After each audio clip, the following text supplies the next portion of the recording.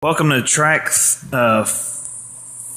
Palace 3 for Out of Control Demonstrating SCADA Device Exploitation with Brian Meixell and Eric Forner from Meixel out of Houston. And I'll turn it over to them. Okay, so on our agenda today, we are going to be going really fast through basic SCADA 101 because I think a lot of people already have seen some SCADA talks and know the components around SCADA systems. We're going to talk through about 3 scenarios that an attacker could do on this system that we built to simulate a process, and we'll mention that in a minute. We'll discuss some common vulnerabilities that we've seen in different SCADA devices and other industrial equipment. We'll also go over some remediation security controls that can be put into place to prevent some of those attacks and go through the demo here. Yeah, so I guess if we want to just go quickly over what we have here. So if any of you have ever seen one of these before, this is a controller. Maybe I can actually get down quickly. So this is a control panel. So you see these all over the place in well pads. You see them on offshore oil platforms.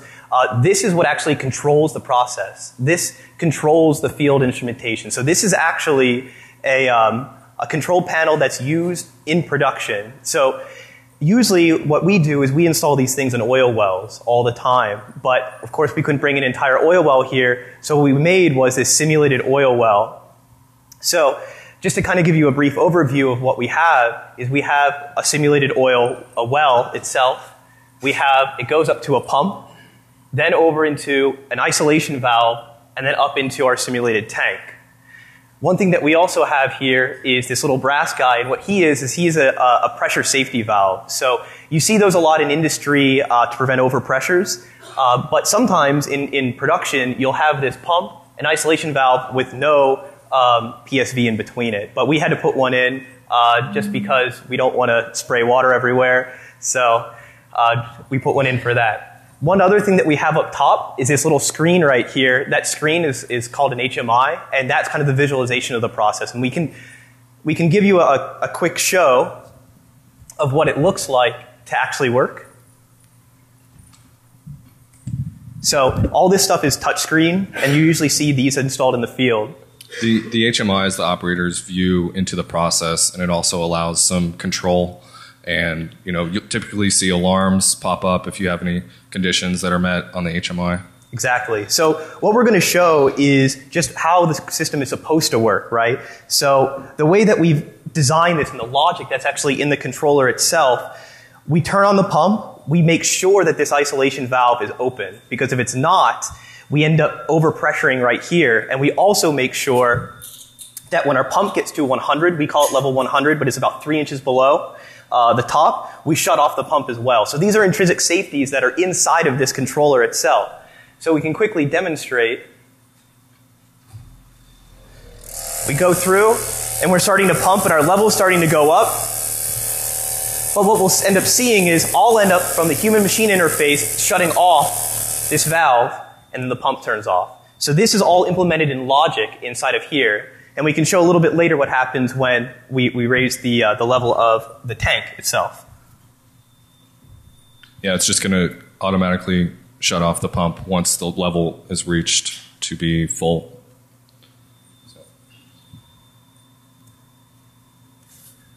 Okay, so when we talk about a control system, we have this small guy right here, and he's just this is just a controller with some field instrumentation and an HMI. But there's a lot more to it. So what we have here is we have just a kind of top-down model of what a real control system looks like. So if we start from the very bottom, we see our field instrumentation right here. So this is your field instrumentation. This field instrumentation is controlled controlled by the controller itself. The controllers, or the PLCs as we call them, communicate with each other over this control bus, and we go up to the HMI, which is right here, and then we go on the plant bus, and that's kind of where the plant LAN is right there. And then we go up to the enterprise, because the enterprise needs to get all this data from the control system for enterprise resource planning and all types of different things. When we talk about a DCS network, if you've never heard of DCS, it's distributed control system. And usually we have that control bus, but that control bus needs to be very real time, and it's usually all part of a plant LAN, essentially. So DCS is usually used in factories or automation, all contained within one location. Exactly. It's when you require real-time data. SCADA is a little bit different. So when we look at SCADA, a lot of the architecture is the same, right? But what the main differences are those gray guys down at the bottom. And those gray guys show us that usually these PLCs are geographically spread out. And there's all different types of mediums that you use to connect that PLC up to the terminal bus is what they call it. So that's how you get that data from the PLCs out in the field to the HMIs back at the control center. So we kind of showed some graphics here, but it can be anything from 900 megahertz radio, it can be microwave links, and it can be, of course, our favorite, a regular old cell modem that's given a public IP address. There we go. Yeah, and this is a typical SCADA network. This is kind of the recommended network architecture where we have multiple firewalls in place to segregate the traffic types. However, if we move on to our next portion here, most firewalls, a lot of the firewalls that are implemented are really just put in place because somebody needs to comply to a standard, and they end up leaving their firewall just allowing all traffic to pass, which isn't really a firewall at all. That's right. So essentially what we see is we see routers, right, in this control system. So yeah, for compliance sake, they always have these firewalls in there, but all those firewalls are any, and we see this in the field a lot. So they design the segregation in there, but in reality, it's just a routed network, just like anything else. And even worse is no routers at all, or no firewalls, where everything is on a flat network and everything can talk to anything else on the network. Yeah, anything from your SAP up to your web server can talk directly and is on the same LAN. So just broadcasting, it'll be on the same LAN as your actual PLCs and your controller hardware. And just briefly, we're going to go through and point out some of the components that we do have here. Historian is not represented in our demo, but the HMI is the panel you see up there that's displaying a view. That's just how that, like I said, the processor or the operator views the process and has some control. The application server is really just any computer that aggregates the data from the field to bring up to the network. An engineering workstation allows an engineer to modify the logic on a controller and really build the process. So this machine is really kind of the key to uploading or changing logic for the process. The PLC is, do you want to point that out? Yeah, sure. So the PLC, they're called PLCs, controllers, or RTUs, remote terminal unit, but it's this guy right here. He's what actually controls the process. So a PLC takes inputs such as a temperature sensor, or in our case a level sensor, and has logic that it acts on those inputs and writes outputs to the system, which controls a pump or a motor or a valve, things like that. An RTU is very similar to a PLC. You might have some more capabilities and more logic available. So instrumentation is in our demo just the pump, the valve, and the level sensor here. That's kind of sensors and devices you're controlling in the field. All right. Right. Okay. So when we want to talk about actually getting into this network, well, there's a couple of different ways, but normally what you would see if you were doing a traditional pen test is your most exposed network would be your enterprise network. And we'll kind of go down sort of quickly about how this goes down, but there's a lot of data flow that comes down from that R2 all the way up to your enterprise network. So if your enterprise network is the most vulnerable, or at least has the most exposure to the internet, we kind of have to pivot down through there. So we can kind of go through some of the main components involved. So first, we go from our enterprise resource planning server. So that's how we get orders and all types of different stuff down from the control system. But if we go from that ERP server down to a historian, well, what does a historian do? Well, a historian takes information, the information from the RTU, and stores it, and it has to be stored for a certain amount of time for environmental compliance and all types of different things. It's typically a Windows Server class machine, but if you end up owning that, you are able to modify the worldview of the process to the corporation and to the government. So one main thing that you think about is when you go after a historian is you would be able to modify different points that are of interest to environmental agencies, such as like NOx flared or something like that. So even though you're not down on this control system, and we don't even have a historian here, you can cause real damage by getting inside of a historian. You're talking about ruining a company's reputation, ruining their shareholder or their stock price, and possibly getting multiple millions of dollars of fines from regulation violations, that sort of thing. Cool. So a historian usually gets data from somewhere, right? It has to get that data from the plant bus or the terminal bus. And so usually it draws that data from any number of sources, but we're going to say it gets it from the HMI, because the HMI stores that data real time, but it doesn't have enough capacity to store data for years and years like a historian is required to do. So when we go from a historian down to an HMI, we have a bunch of different communication paths. One would be just regular old historical data, but what we're going to mention quickly here is OPC. If any of you have heard of OPC, it stands for OLE for process control, or object linking embedding for OLE. Essentially what it is it rides on top of DCOM, which many of you might know is a deprecated protocol used by Microsoft, but it's used everywhere in the process control industry. And the implications of that is that because it uses DCOM, you have to open up a ton of firewall ports, or a ton of ports on your firewall to allow that data to traverse it, because it picks a port at random to assign to that OPC communication. So even though it's deprecated by Microsoft, you see it everywhere in the process control industry. So we got to an HMI, and like Brian said, that HMI is this guy, and he's the operator's view of the world. The HMI does not control the process. All it does is provide a visualization and allows the operator to request changes on the controller itself. So if we're on the HMI, what we're able to do is actually spoof the process to the operator, maybe not modify the process itself, but modify the world view of the process to the operator. So one thing that you kind of can see here on this diagram is that there are two HMIs, and that's typical in a process control network. So if you end up getting on an HMI, you have to be very careful to synchronize that modification across all HMIs, unless you get to what's called an application server.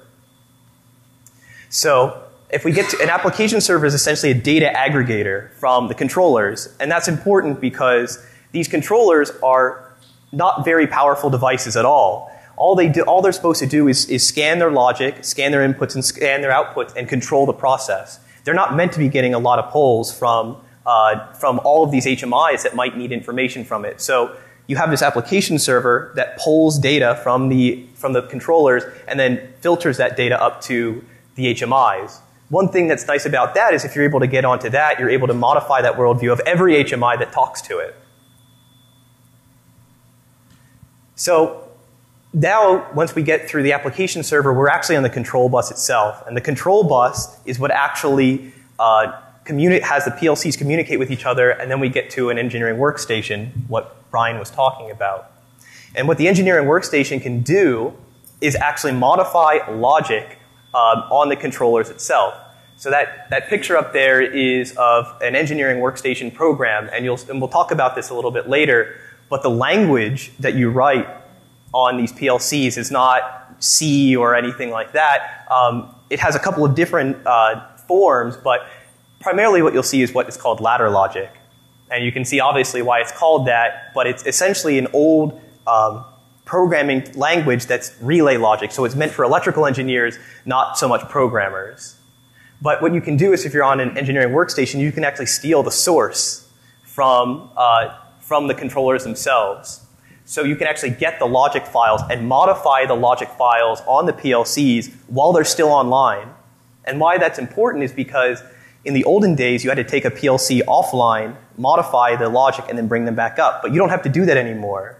And the reason that you don't have to do that anymore is because plants require almost no downtime. You need your wellhead to be up all the time. So you're able to modify logic real time without ever bringing down the process, which is awesome for a hacker, right?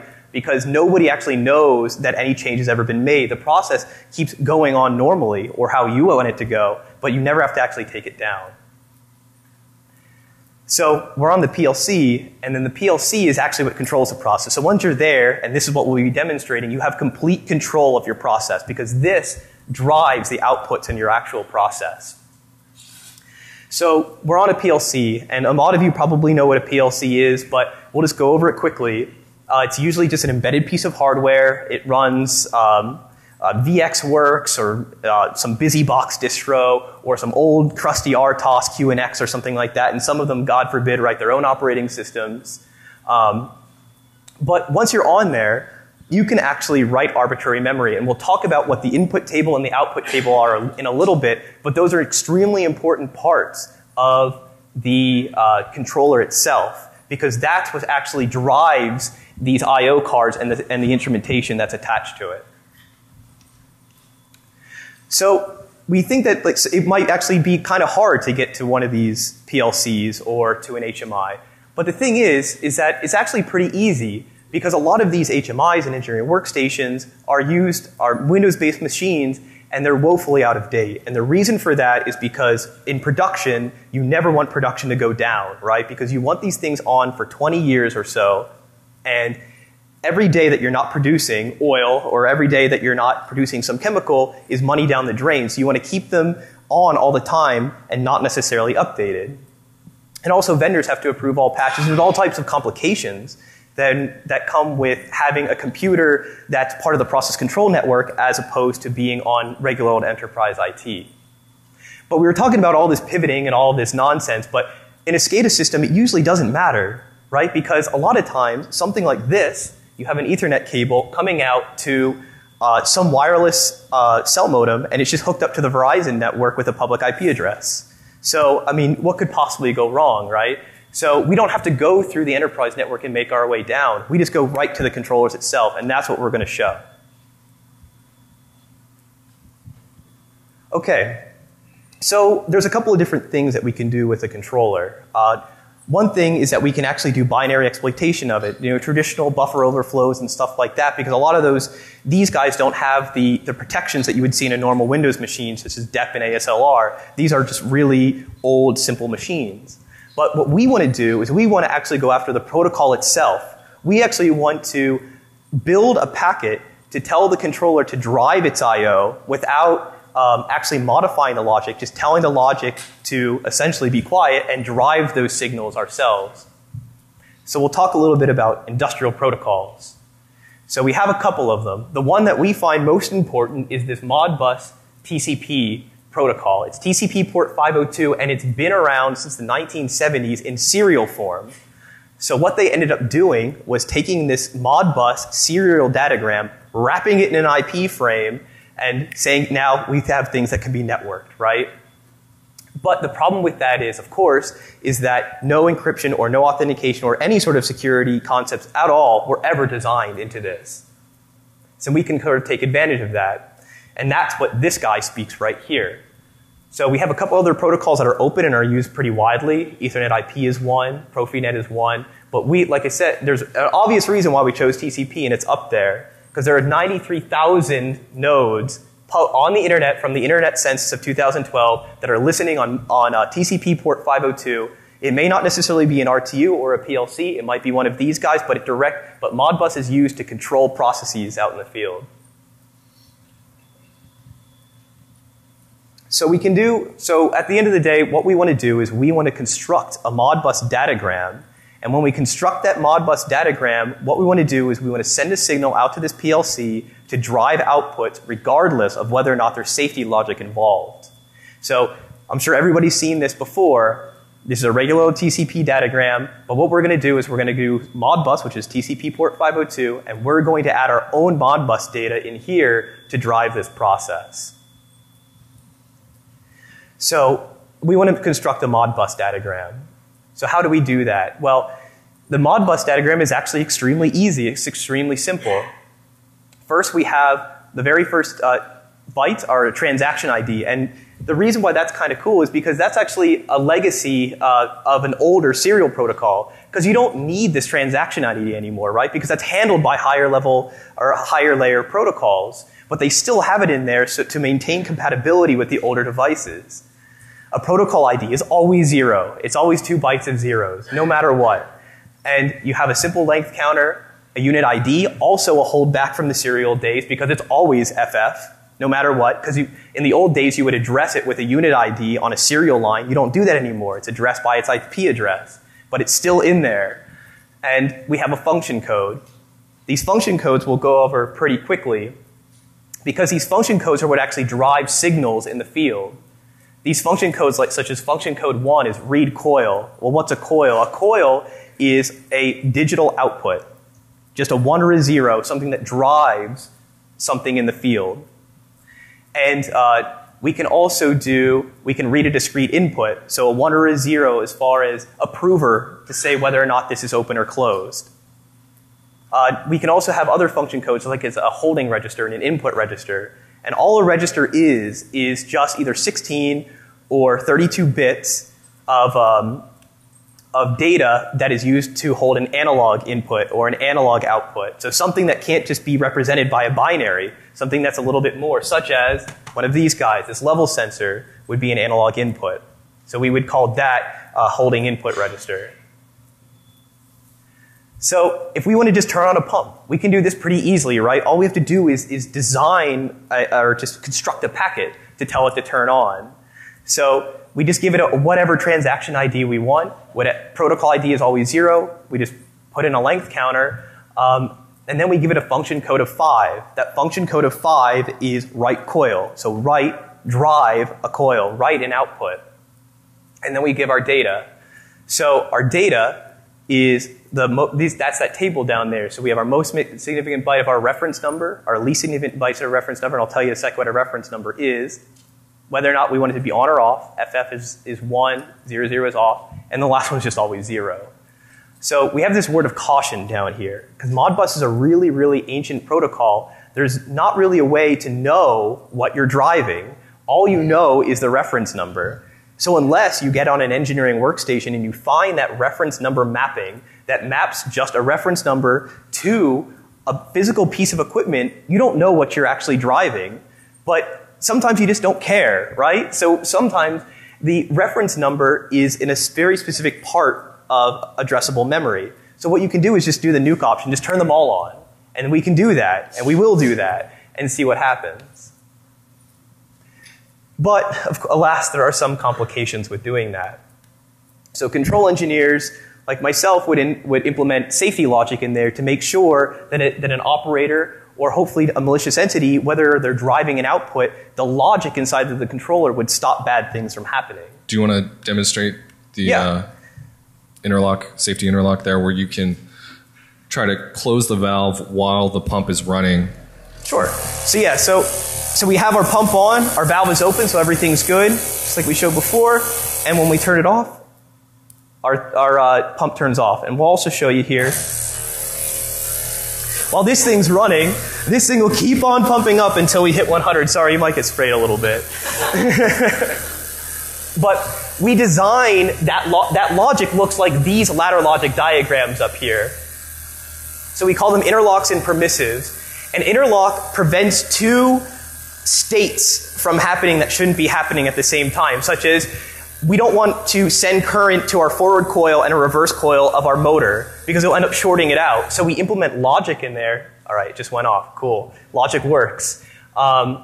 We end up putting in that logic to say you can't hit the forward and reverse button at the same time and cause a short. Or another example might be you can't have all the lights in an intersection green at the same time. So there's a safety logic built into your intersection. Exactly, exactly. So that sort of stuff is implemented in the logic of the controller itself. And we also have permissives, and that's what we did here, is permissives. So we will only allow activation of our pump if this guy is open. But what we can do is, if we have access to the PLC or if we have access to an engineering workstation, is just remove it. So even if you don't have, let's say that you're not on an engineering workstation, you don't have the source, you can still get we could call it the disassembly from the controller itself. And that's what we're looking at up top there on the top right. So we can pull that from the PLC without ever seeing any source code. And that's what it looks like up there. So all you know is input 0 or output 0. You don't know what's actual its mapping is, but you can kind of see the control flow of how the controller is supposed to look. So even you don't have to be on a Windows workstation to actually get a baseline of what is actually happening on this controller itself. But if you do, which we have down there in that bottom right, what you can do is remove that safety logic. So over there on the very left-hand side, all we did was remove that overload. We don't care anymore. You can overload it, and the safety logic will not prevent anything from happening because we just remove that safety logic, re-download. They call it download to PLCs. I don't know why, but they do. You download that new logic to the PLC while online, and your safety logic is gone. Your process still runs normally, but there are critical safety features that are no longer present in logic. So when we talk about spoofing, so we can go back to regular old, Windows or PC-based exploitation and just do regular old send-receive hooking if we don't care about modifying the controller itself. So what we can do is, if we're on this controller, we can go and hook the packets, the Modbus packets that are coming back from the PLC, and modify that world view to the operator and everyone upstream, the historian, the ERP, everything else, without ever getting to the controller. But it's also preferable to hook an application server. And the obvious reason for that is because you can have any number of HMIs, but you usually have one and one redundant application server that's kind of that funnel that goes between your process, your actual process, and the higher levels. But one thing that's kind of cool, and one thing that you can do, is actually exploit the Ethernet card on these controllers themselves, because these Ethernet cards are afterthoughts when it came to PLC manufacturers, because usually this talks serial, so they just developed a plug-in device. This one is not an example. This one's actually plugs into the CPU itself, but a lot of times you'll see an Ethernet card, and this Ethernet card plugs into the backplane of the PLC, and this Ethernet card just runs some old version of Linux because they didn't feel like writing their own TCP stack. And it just never, ever, ever gets updated. So you don't even have to do a binary exploitation of the PLC that might be a little bit hardened or very weird and obfuscated. All you have to do is go after some really old, operating system that's running on the Ethernet card itself, and you are able to spoof all of the transactions from the PLC all the way up. Yeah, so some of these common vulnerabilities we've seen in several different devices we've looked at involve direct memory access, where we can use a debug process that is actually often left on the devices by the manufacturer for troubleshooting or service purposes, and you can manipulate the entire memory space to control anything you want. Right. So when we talk about what a PLC does, right? So a PLC does very, very simple things. First, what it does is it scans its inputs, all of the inputs in here. So it scans the state of this, and then it writes it into what they call an input table. That input table is just a memory region where it keeps the state of all of the inputs that it gets. Then there's a logic memory region, and that's just where that executing ladder logic process is. And then we have an output table. The output table is what actually drives the I/O cards that are on that controller itself. So all a PLC does is scan inputs, write those states into its input table, performs logic on those inputs, and then writes outputs, sends those outputs to the output cards, and then actually sends signals, physical, electrical signals out to your instrumentation, and it does it over and over and over again. It does little else than that. So quickly, I'll talk about some remediation. A lot of the security on network security is similar to the enterprise side. Making sure your architecture is compliant and your standard architecture with firewalls, and trying not to have a public IP for some field devices that anybody could just talk to. Your host level antivirus is old and antiquated, but it's still the best practice, so it's still used a lot. At the host level, control systems are especially well suited for newer technologies like application whitelisting, because they only really do a few things and they're not used for general purposes. So they'll restrict the programs that can be run on those endpoints. At the device level, a lot of the device level remediation is up to the vendors and the manufacturers, but there are devices you can put in front of your controllers, kind of like a device level firewall that will filter commands that the device can get to. All right. Now we get to the fun part. Yeah. So just to kind of give you guys another brief overview of what we're looking at here is we're looking at a simulated wellhead process. And so this is just a little 24-volt pump. This is just a tiny little 24-volt solenoid valve. But it doesn't matter, right? Because this PLC right here sends signals out to the field. And this could be a 24-volt pump or a 10,000 horsepower motor. It doesn't matter. It's just a signal. It just matters of what we could actually fit in our car and drive here with. But anyway, so what we're able to do is, just go over to the next slide quickly, is we're able to actually do catastrophic failure on this. So one of the things that we were talking about is that we have safety interlocks and permissives on here that do not allow this pump to turn on if this valve is off. Well, it doesn't matter what the safety logic has. If you drive these output signals directly, you could be sending logic to turn off this pump all day. But if we actually drive the signals itself in this PLC, it doesn't matter what the operator wants to do. It doesn't matter what the PLC logic wants to do. We're driving those outputs ourselves, and we'll get to see that. Yeah, let's do that. Okay. So we just got a couple of quick and dirty Python scripts here.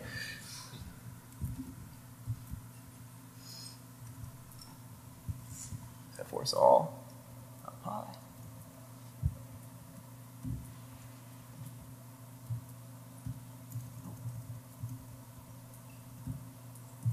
Hope we don't get cursed to the demo. So right now all the inputs are forced to high. Yep. And we're just sending Modbus packets. That's all we're doing, is we're just asking the PLC to do what we want it to do and ignore logic. So, in real life, let me turn it off quickly.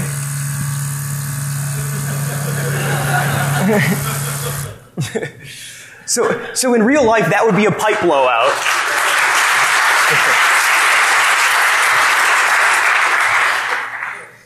This is just a safety valve here, but in real life, that could be oil or acid or anything that could be we live in Houston, it could be in our backyard. Could cause complete environmental catastrophe by just doing something that simple. It's not rocket science, but it's extremely dangerous. So there's one other thing that we want to show. Want to give the we're going to show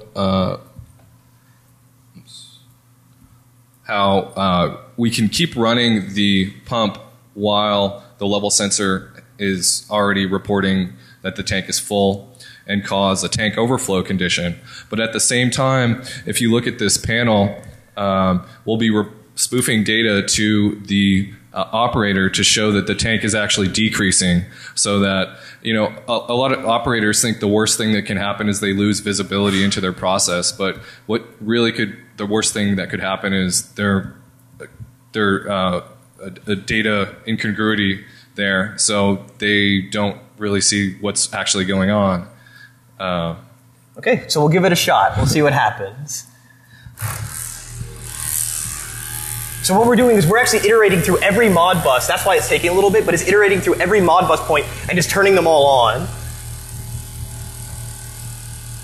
Okay? But what we want to do is we actually want to tell the PLC what to think. And we can do that. Right, let me give you a better view here. we're actually showing that the PLC, or we're showing on the operator screen end of the PLC that the tank is actually decreasing. So even an operator would not even know, even if he heard that this pump was on, because these things are never clear, right? He would just keep the pump going on because he sees his level actually decreasing. And this can be arbitrary. We just have it decreasing slowly as an example. But in reality, anything can happen. So, I mean, I'm not really sure what's going to keep happening here, but I can probably tell you that this pump is going to keep on going because he thinks that level is decreasing.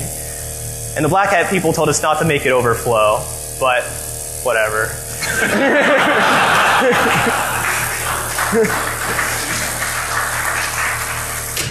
Have to hit E-stop. You can't do anything else. You have to, even if you push start or stop on that HMI, it wouldn't matter. You have to cut the power. So because the operator saw something different than reality, he might take a different course of action and cause even more destruction. Right. So, I mean, this just kind of shows how easy it can be to force the outputs of a process. And this is not binary exploitation. This is just telling the PLC what points to turn on and off and what its worldview over the process is, and tell it to disable its own logic scanning. So it just, all it does is what it's told to do. And the operator always makes control decisions based on what the PLC is giving it. So if we go directly to the PLC, and we went after these because these are in remote well sites that don't have easy access to regular old LAN, so you have to have some sort of connectivity back to your corporate office, and a lot of times it's cell modems. So these are publicly addressable on the internet. So, I mean, something has to be done about this, right? I mean, it's almost trivially easy, and you can see what can happen. I mean, this is just a demo, but this is for real. So, thanks for coming. All right. Do you want to show the last scenario? Yeah, one more thing. So, just one more thing. So we were going after the PLC the entire time. But, you know, we were messing around a couple of days ago, and we're like, well, what can we do with this crazy little HMI? And we were getting a little bit bored. And let's see what happens here. This might go down for a sec, but we might be able to upload arbitrary binaries and execute them on the HMI as well. So we'll see what happens there. I'm like, it's touchscreen too, so that's what you can do. Just want to have a little bit of fun. Thanks.